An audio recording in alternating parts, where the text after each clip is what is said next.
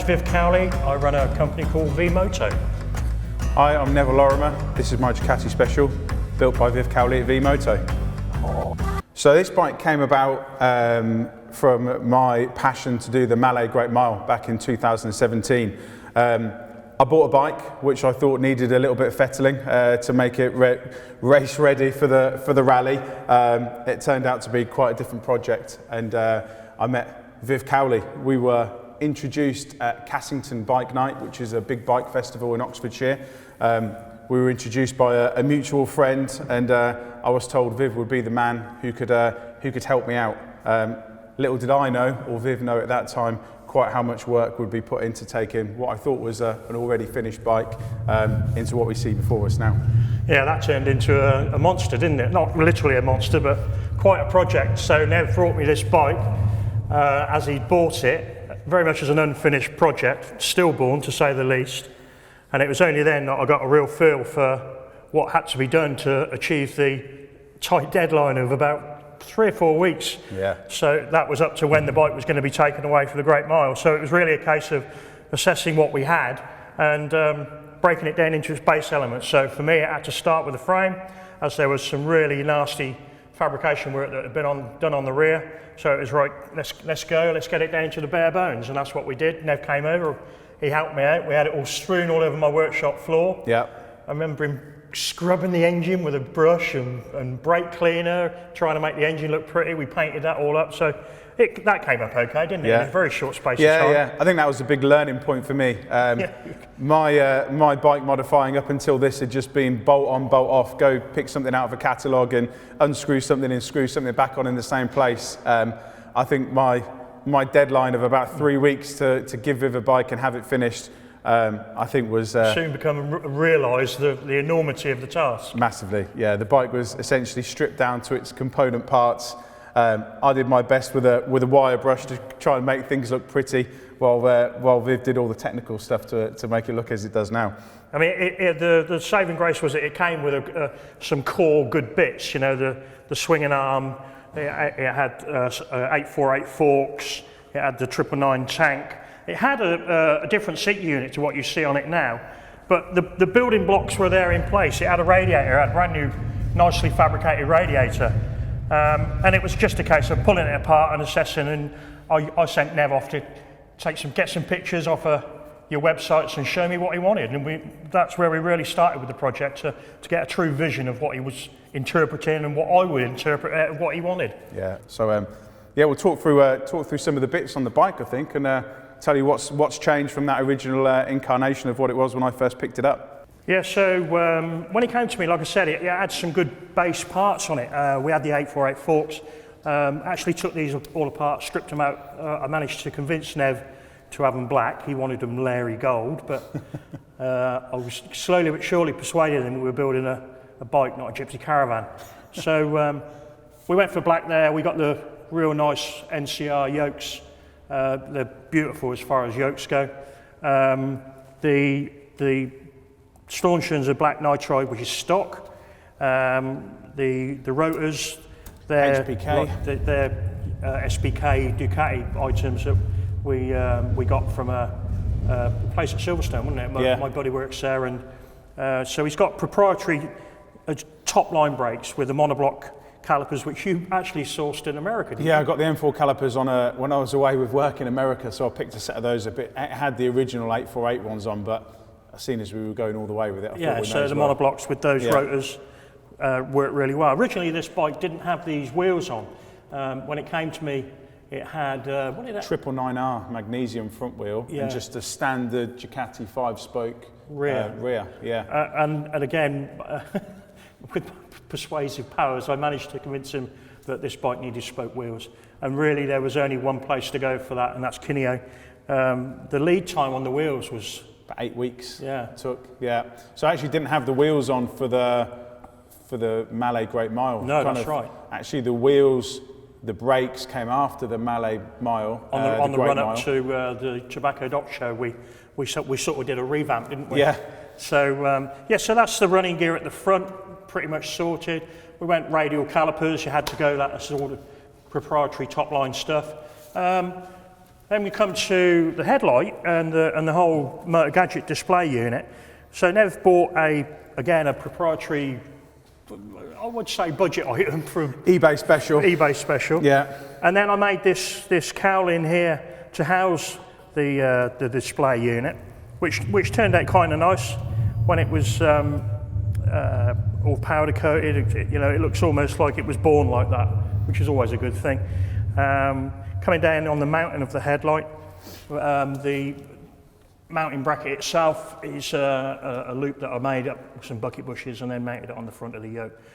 Kind of broke my heart to have to drill holes in the NCR yoke, but it was a case of having to do that. It supports the T-piece for the front brake lines as well. So and then I didn't want any switchgear on it. I wanted it kind of to look nice and clean, so we sourced these buttons. Yeah, Motone. To work with the motor gadget stuff. So we've got the motor gadget indicators.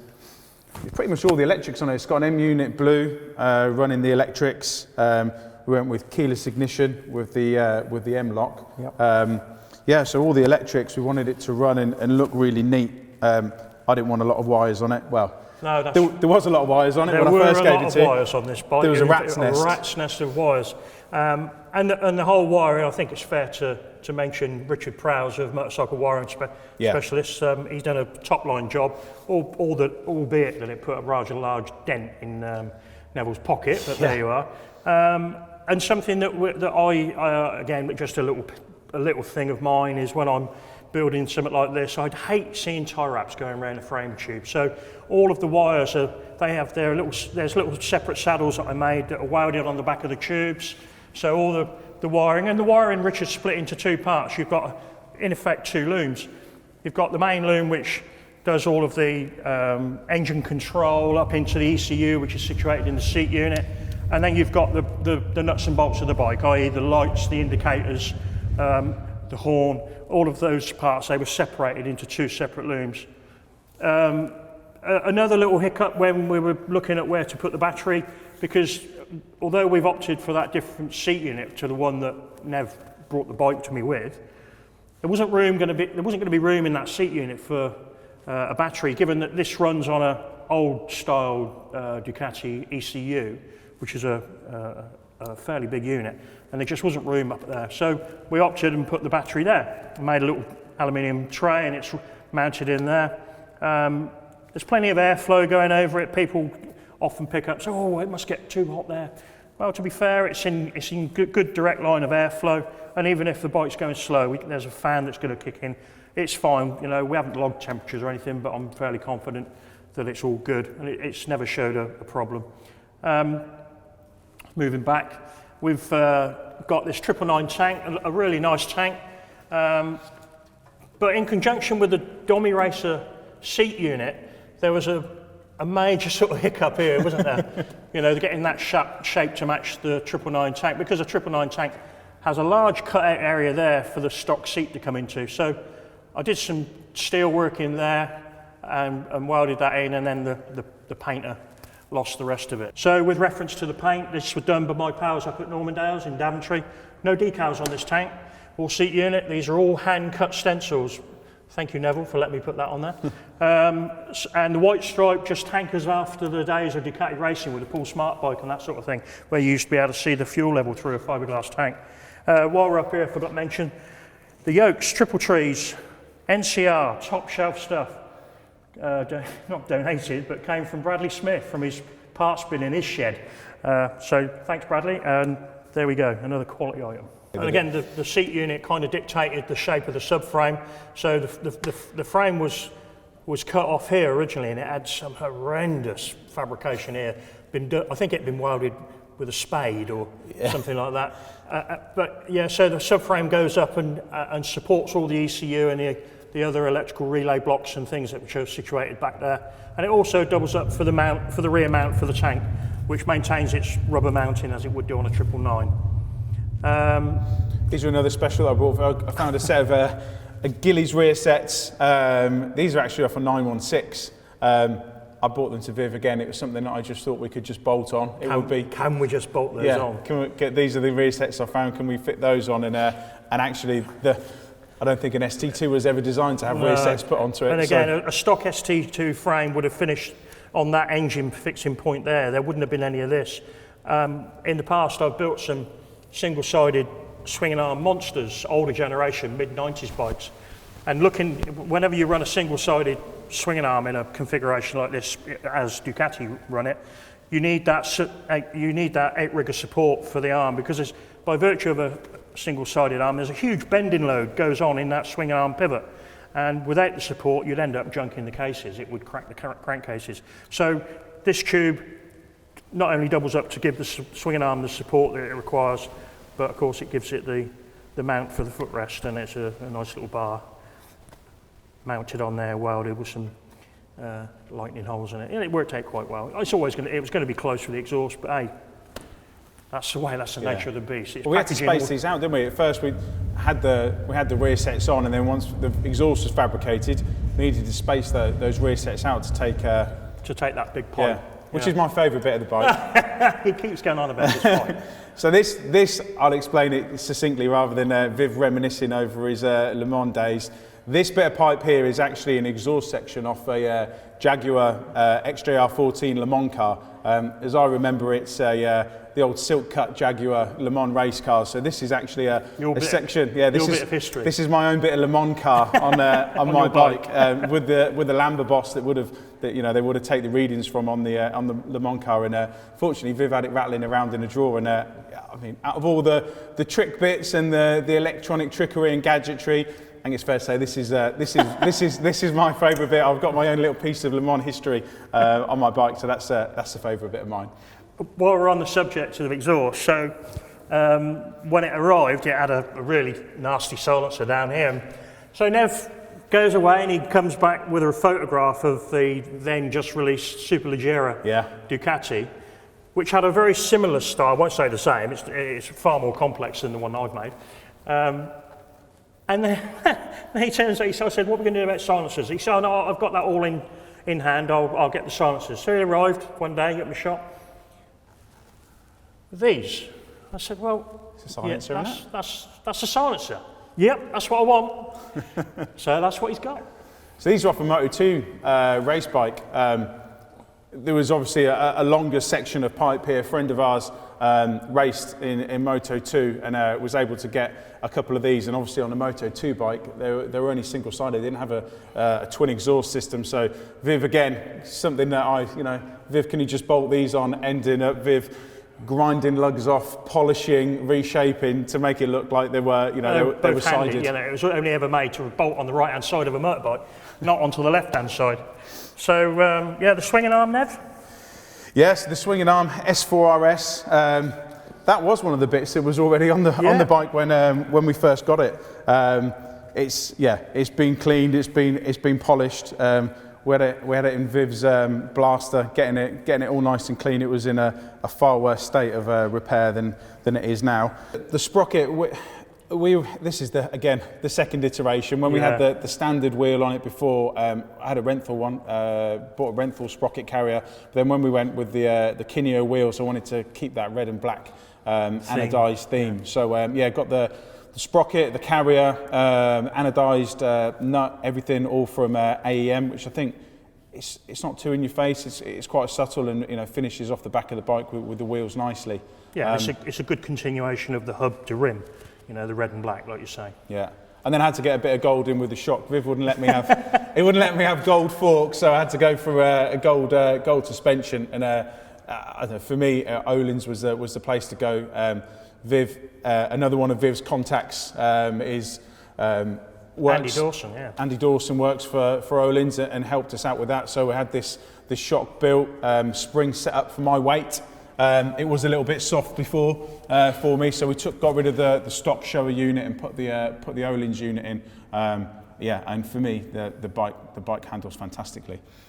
Again, going back to the exhaust, I used the standard mounting flange and the first two merge pipes on the head, and then from there back is me, and it's just a case of being forever aware of the lengths, of the primary lengths, before you go into the collector for the secondary. they're pretty damn close, certainly within 10%. It's a major consideration that I see on so many other bikes doesn't get considered, and yeah, so did the best of the good. It's come out good. I think it's come out good. Yeah. Sounds good. It certainly does sound good. Yeah. Going forward again, the motor. Little story on the motor. Yeah. So it's not the original engine that we built it with. It was built with a 916 engine. It's now got a 996 engine out of a monster S4RS. S4RS, yeah. And that came from my incident on the Malle Mile in my one of my darkest hours in a lay-by outside Fort William. We thought that we hadn't had the bike mapped. It was running really rough, and we thought that we'd just been pushing too much fuel through the engine, and it was running too rich, and we'd terminally damaged the engine. When we got the bike back from the Malle Great Mile and we got it to Viv's workshop, sensibly we should have compression tested it to double check that it was the engine that was in that was the problem. We didn't. I rushed out. Maybe with a little bit too much haste, rushed out. It's an upgrade, so we've gone from a 916 engine to a 996 engine out of an S4RS. But we put that engine in, and the bike didn't run when we put the new engine in.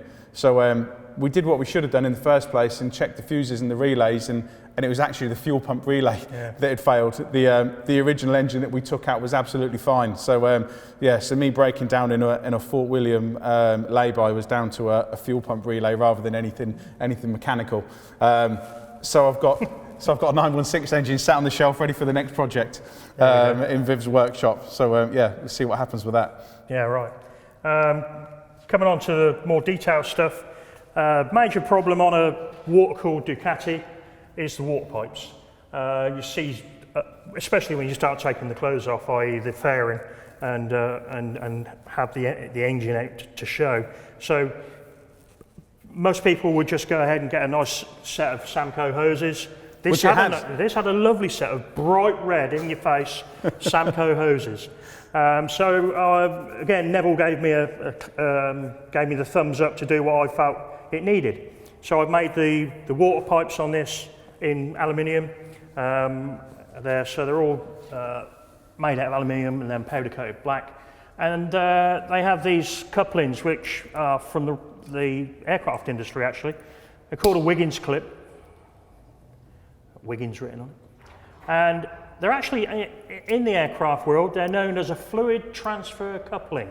So what it has these two ferrules here, and underneath that sleeve there are two O-rings, so that's what's doing the sealing. It also allows for some articulation. So again, although they look like they're solid mounted, they are actually rubber mounted. And then the clip goes on and encapsulates the sleeve like that, and away you go. So we use those wherever we could. It just gives it that real, detail thing and link to the racing world. So it all come out nice, and again, once you get them black, it gets lost in the background. Yeah. And then all the electrics, I suppose. All the electrics are underneath the seat. We made it so it was, and I've had this seat off more than once up in Scotland for the Great Mile. So it just lifts up, comes back, and then that's where everything's all housed under. So as you can see, that ECU really is a brute. It's a monster. And trying to package under there in conjunction with Richard Prowse's wiring, and then the power commander piggybacked on. We've got it all in there. So that tray doubles up as a finishing tray, a mount for the rear light, and obviously a support for the ECU and the back of the seat unit. So although it's a fair lump to try and lose, we've done quite a good job and lost it all under there. It's good. Another thing that we did to the engine was I machined in some lightning holes into the clutch cover so as to let that dry clutch just aerate. Again, it's something you see on racing versions of this engine. Cool, so I think that's all the technical details on the bike. I hope it's given you a little bit of insight into the journey that I went on, and that it's not quite as straightforward as it seems. I think we'll take it outside and have a listen to it. That's when it really all makes sense.